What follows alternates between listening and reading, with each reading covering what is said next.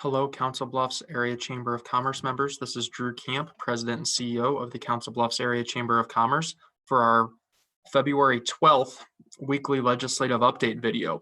I'll just kind of hit the ground running because there's quite a few policies I want to make sure I touch on. I'll start with broadband, and the governor's bill continues to move forward. We had some subcommittees on the bill. We do know in the Senate, they're a little cautious about the price tag of it and also how it can be tied into some of the other broadband assistance mechanisms at the federal level, and wanting to make sure that everything that is done in the manner that it should be and that there's not any duplication or anything along those lines. We also had some comments from some of the larger internet providers that kind of brought some things to people's attention to make sure that there's no confusion about the state possibly becoming some kind of internet provider or doing things that they shouldn't, that would have unintended consequences to the market. So as a business organization, obviously we continue to monitor any impacts that would have on the private enterprise, but we at the same time we're very, very supportive of the broadband bill and getting some additional resources out there to put additional broadband in throughout the state. We're fortunate here to have Blank in our community. We've seen the positive impacts that can have, and we want to get additional investment that can be paired with some federal dollars as well. Some dollars from the state, obviously the 150 a year the governor's going for, as well as with the federal government with USDA, FCC, and others that can then be paired to push out the broadband infrastructure throughout the state and really get us moved up from, I believe it's second to last in our broadband speeds on a statewide level. So that's something we continue to monitor and we're very supportive of. The housing omnibus bill, that's something we are also very supportive of. I've shared that bill with our partners over at NeighborWorks and also the 712 initiative to kind of get their ideas on some of the specific pieces with the new housing, with the housing tax credit towards LMI, the housing trust fund piece moving away the cap. There's pieces with workforce housing tax credit to double that and pay off the backlog for urban. There's also the doubling of the brownfield grayfield for redevelopment, as well as some downtown development, other things that we're very, very supportive of. We are very, very happy to see that all get put in to one package. Our understanding is that it's very well received in both chambers, in both the Senate and the House, and we anticipate that moving forward with just some minor technical cleanup language, because that's something that very much is needed. There is a price tag there, like for paying off the backlog for urban for workforce housing tax credits, but our understanding is there is support for the bill as presented and that it should move forward. Another piece that I wanted to touch on is revitalization areas. This really has to do with areas that have dealt with kind of some redlining of sorts, and any area that's been federally declared as such, essentially, there would be an additional revitalization incentive put out that could be up to 15 years for counties and municipalities, and anyone adding additional revenue or additional investment to that declared area, like they would an urban renewal area or a TIF district, would have to put 30% or more of the cost that's currently of the current space that's looking to be developed. So that's something that would be a nice additional resource and tool in the tool belt for select communities throughout the state. So that's something we continue to monitor as well. There is a bill that they're looking at with renewables for biodiesel and ethanol, obviously with Sire here in our community. We continue to watch that bill, and it's really to just kind of protect biodiesel and ethanol, as we see some other restrictions with gasoline, like out of the states of California, for example. We see some restrictions with some of their gasoline and diesel. So we want to make sure that companies like REG, who produces the biggest biodiesel producer out of Ames, and then also obviously Sire and other ethanol producers, aren't penalized and are protected with the products and the renewable energy that they are creating. So that's really what that bill does look at. It does come down to those producers like the REG, Sires, and others are supportive of the bill.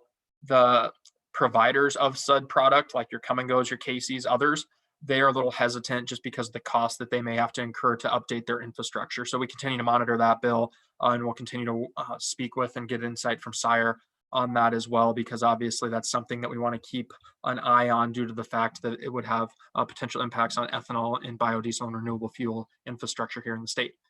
There were 6 child care bills passed out of the House this week. They included such things as the child care assistance cliff, also some pieces where you could get some tax credits to help employees and employers for Cost incurred with childcare. There's also one that would allow you to use the high quality jobs program, which is what Paula and us use when we're doing new attraction and expansions for existing industry as well. For through the Iowa Economic Development Authority, one of the bills would allow you to use daycare facilities as a rewarded qualifying award piece within the high quality jobs, and we're supportive of those. We've been supportive of the child care bills from the get go. We will have to get some support and kind of coalesce around some key tenets within those healthcare bills, and then really push those in the Senate is what we're going to need to do. There's another bill relating to entertainment districts. Really comes focused off of things like the Power and Light District, Ballpark Village kind of thing in Kansas City and St. Louis, respectively. And it looks towards entertainment districts that have over $500,000 in sales within the given district in a year. And that's something where then they could potentially charge a 3% surcharge on qualified expenses and sales. So that's something that we're monitoring because while, taxing entities are interested in being able to acquire more fees and taxes, we also need to keep in mind that some of these entities, like your arenas and your convention spaces and your restaurants and others in some of these potential districts, also have been hard hit by the pandemic. So we want to try to balance those as we look at proposals such as that. There are some pieces with tax credits from Debbie with Iowa Finance Authority and Iowa Economic Development Authority we continue to monitor. There is something that came out regarding placemaking and Grow Iowa to really push towards those kinds of entertainment districts and those gathering places for additional investment in those throughout the state. We anticipate right now that being more of a push next session, but we did see it kind of come up this session to kind of work through some of the intricacies that may need to be dealt with as we work through that and try to get it passed here at this General Assembly, which is this year and next year. There are some pieces that we're working with the Iowa Association of Business and Industry on regarding unemployment insurance benefits, and it really deals with pay schedules relating to those UE benefits. It's something that our employers would benefit from, so we are monitoring and working with ABI on that to see how we can be most impactful and helpful in that regard. The school voucher bill has really kind of been dissected in the House. It passed the Senate, but the charter schools and the vouchers have really kind of been pulled out. The House didn't have any interest in those. So it is being winnowed down and refined in the House. And we expect that to then go back to the Senate for consideration by them. And that's something we'll continue to monitor. We do know that the House did pass last night a 2.4% supplemental state aid for education funding. We have a feeling that we hope that the Senate will come to that. They had put out a 2.2% number. The House had originally put out a 2.5% number. So hopefully they can coalesce around that 2.4% and move that forward to give the schools they need the certainty they need as they do their budgeting for the next fiscal year. There are some social issue bills. Those are bills like your bathroom bills, and some of your Religious Freedom Restoration Act bills that we continue to monitor. And the reason we do that is the fact that they can negatively impact our workforce and our ability to attract and retain workforce. There was a bill that passed the Senate out of the Senate Education Committee that really, it was a bathroom bill for schools, essentially. And that's something we continue to monitor, and we'll continue to try to see what we can do to impact that. Our understanding is there doesn't seem to be a lot of appetite for bills such as that in the House. But that's something we'll continue to work with our partners on, because the business community does usually come out against bills like this for the very reasons I mentioned before, due to workforce and the ability to attract and retain a qualified and skilled workforce.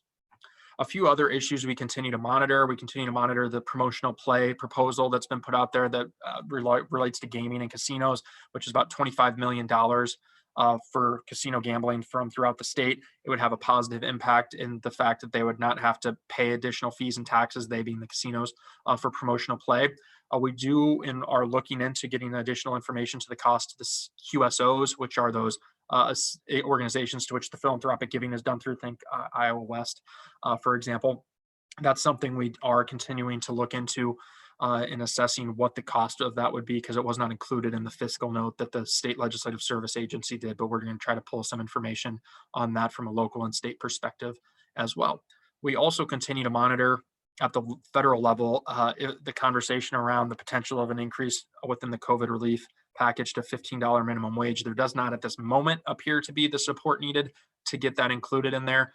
But that's important for a variety of reasons, one of which is that right now the casinos and gaming institutions throughout the state are required by the state to provide an additional to meet the minimum wage plus a 25% increase over the minimum wage, which would obviously have an impact on their bottom line. So we're monitoring that as well at the federal level, and then how that would trickle down to the state level with that 25% over the federal minimum wage requirement. So that's something we continue to see, and we continue to watch closely with our partners in the gaming industry. A few things on the local side of things. We did see a couple TIF bills come out this week. There's a subcommittee on next Wednesday at 8 a.m. on one that kind of really gets to the perpetual TIFs and kind of cycling down the ability to have perpetual TIFs and how you would put those, phase them out essentially. And we do have a perpetual TIF here in Council Bluffs on the West Broadway. And that's something we're going to monitor. And I've alerted all of our partners at the city, the county, and our other partner development agencies to really provide comments if they're so inclined about the adverse impacts that doing that may have. There's a lot of implications anytime you look at retroactively doing things with TIF, with the bonding and all these different pieces that go into the financials of that. And they just need to make sure that they're very careful that they're not manipulating something in a way that would adversely impact, obviously, city budgets and just city bonding and everything along those lines. And anytime a TIF bill does come out, it always catches our eye, it catches our ire. You can anticipate us ending up opposed to this bill. We are working with Chairman Hine. The chairman of the House Ways and Means Committee did come up with this bill. So we are kind of finessing it as we deal with it and work with it. But we are working with him to work out some of the finer details before we ultimately make a decision as to how we will register and how we'll go about advocating in regards to that bill. But it is something we will watch very closely. And when it comes to TIF, we're very protective of it. And we are always quick to oppose those kinds of bills. But we obviously want to educate the legislators and talk through any issues they may be having with those issues as well. Hence, us looping in the city, the county, and our local development folks to make sure that we can get them accurate information so they know the true impact that bills such as that would have. With that, that really does conclude the pieces that I wanted to go through. As you can see, there's a lot happening in the legislature right now. They are very, very active. There's a lot of bills moving. A lot of our priority bills are moving, which we're happy to see.